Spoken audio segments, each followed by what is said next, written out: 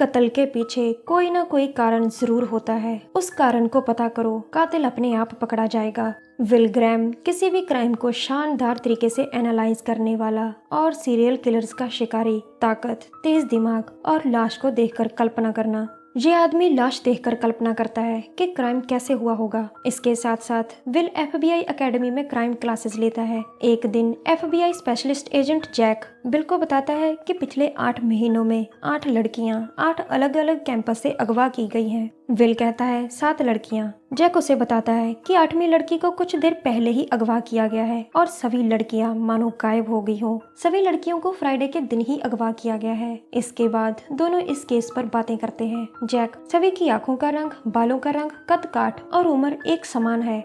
Will, मुझे नहीं लगता कि वो ये चीजें सभी में देखता है, सिर्फ एक को छोड़कर। दरअसल जैक का मानना था कि कातिल एक समान उम्र, कद काठ वाली लड़कियों को ही मारता है, जबकि विल को यकीन था कि कातिल सिर्फ एक ही लड़की को मारने के लिए इतने कत्ल कर रहा है ताकि इन्वेस्टिगेशन सही से ना हो पाए। जैक, तो क्या कातिल ने असली कत्ल कर दिया या सिर्फ उस लड़की को डराना चाहता है? विल, वो असली कत्ल न पहले और न आखिर में करेगा। विल आगे कहता है वो उस लड़की को छुपाना चाहता है। विल का मानना था कि उस लड़की को ढूंढो, कारण पता करो, कातिल मिल जाएगा। जैक, इस केस में तुम मेरी मदद करो। विल उसकी बात मान जाता है। इसके बाद जैक और विल 8वीं अगवा हुई लड़की एलिस के घर जाते हैं। उस लड़की के पेरेंट्स बताते हैं कि एलिस कभी भी बिना बताए नहीं जाती थी, लेकिन तेज दिमाग विल घर में लगी एलिस की तस्वीरें देखकर पूछता है उसकी बिल्ली कैसी है। लड़की का पिता, मैंने ज्यादा ध्यान नहीं दिया। जैक और विल एक तरफ होकर बात करते हैं। विल, वो उसे यहीं से लेकर गया है। जैक फोन कर अपनी टीम को एलिस के घर बुलाता है।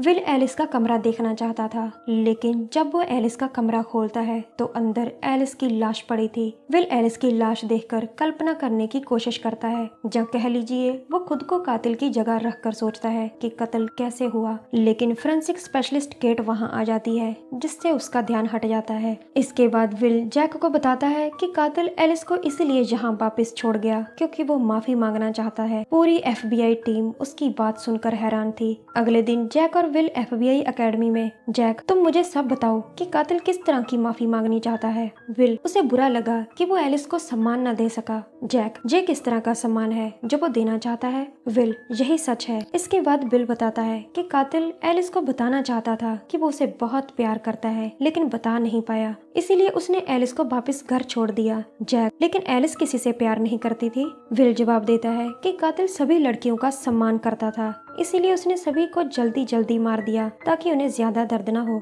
दरअसल विल का मतलब था कि कातिल इतना दरिंदा है कि अगर वो किसी पर तरस खाता है तो उसे जल्दी मार देता है। तो जरा सोचिए ये कातिल उनका क्या करता होगा जिनसे वो नफरत करता होगा। इधर केट को पोस्टमार्टम के समय एलिस के कपड़ों से एक मेटल का टुकड़ा मिलता है। मेटल और एलिस के जख्म देखकर विल समझ जाता है कि कातिल ने उसे सींगों पर जिंदा टांगा था। तभी एक और स्पेशलिस्ट कहता है पहले इसका लिवर निकाला फिर वापस डाल दिया। विल, जरूर मीट में कोई दिक्कत होगी। एक और स्पेशलिस्ट कहता है एलिस को लिवर कैंसर था। विल अंदर से डर कर कहता है यानी वो ह्यूमन ऑर्गन खाता है। कुछ दिन बाद एक और जगह एक और लड़की की लाश मिलती है। जैक और विल भी वहीं थे। लाश को चेक करने के बाद फोरेंसिक स्पेशलिस्ट व्रेन कहता है उसने इसके फेफड़े निकाल लिए और उस समय जो लड़की जिंदा थी। विल, वो औरतों को खत्म नहीं बल्कि उन्हें कंज्यूम करता है। जैक, वो ये सब कहाँ करता होगा? विल, वो ये काम किसी घर या किसी कैबिन में करता होगा। विल आगे सोचकर कहता है उसकी एक बेटी है,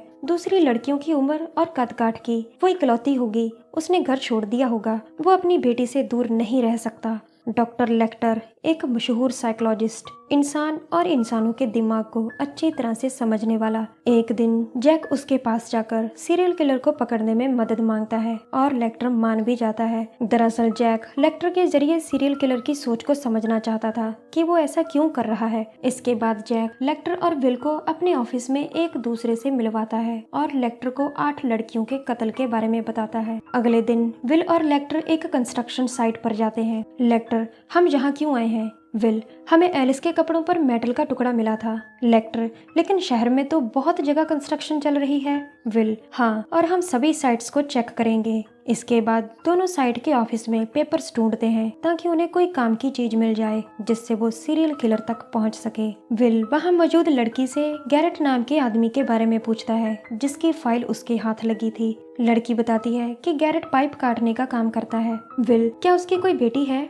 लड़की, शायद है। विल, उसकी उम्र, रंग, कद काठ कैसा है? लड़की, मुझे नहीं पता। लेक्टर पूछता है, तुम्हें गैरेट पर शक क्यों हो रहा है? विल कहता है, उसने फाइल्स में सिर्फ फोन नंबर बताया है, घर का पता नहीं लिखा। लेक्टर, क्या यही शक की वजह है? विल, नहीं, वो कभी कभी काम पर भी नहीं आता। इसके बाद विल फाइल्स को अपनी गाड़ी में रख रहा था, लेकिन लेक्टर जानबूझकर फाइल्स को नीचे फेंक देता है। विल फाइल्स इकट्ठी करने लगता है, जबकि लेक्टर गैरेट के घर फोन करके उसे कहता है, तुम मुझे नहीं जानते, लेकिन मेरी बात ध्यान से सुनना। दूसरी तरफ गैरेट कहता है, बोलो। लेक्टर, उन्हें पता चल गया। ये सुनकर गैरेट डर जाता है और लेक्टर का फोन काट देता है। विल गैरेट का घर ढूंढकर लेक्टर के साथ वहां जाता है, लेकिन गैरेट अपनी बीवी का गला काटकर उसे बाहर फेंककर दरवाजा बंद कर लेता है। विल दरवाजा तोड़कर घर के अंदर जाता है जहां गैरेट ने अपनी बेटी को बंदी बना रखा था। गैरेट विल को देखकर अपनी बेटी का गला काट उसे भी फेंक देता है। वो फिर अपनी बेटी की तरफ बढ़ता है, लेकिन विल उसे शूट कर देता है। गैरेट की बेटी जो अभी जिंदा थी उसे जल्दी हॉस्पिटल भेजा जाता है जहाँ लेक्टर और विल उसके पास बैठे थे। विल तो पक्का उसके ठीक होने और होश में आने की आशा कर रहा था, जबकि डॉक्टर हैनिवल लेक्टर का क्या पता वो किस चीज की आशा कर रहा था, क्योंकि डॉक्टर लेक्टर ही कैनिवल सीरियल किलर था। वही था जो ह्यूमन ऑर्गन पकाकर खाता था। वही तो है इस कहानी का खलनायक, जो जिसे प्यार करता है उसे कम तड़फा कर मारता है। दोस्तों, डॉक्टर लेक्टर के बारे में हम नहीं, आपको विल बताएगा और उसके रहस्य धीरे धीरे खोलेगा। कल फिर विल डॉक्टर लेक्टर का कोई राज खोलेगा जिसे जानकर आप अंदर से हिल जाएंगे। तब तक के लिए नमस्कार, जय हिंद। हमारी वीडियो देखने के लिए धन्यवाद। प्लीज़ हमारे चैनल को ज़रूर सब्सक्राइब करें।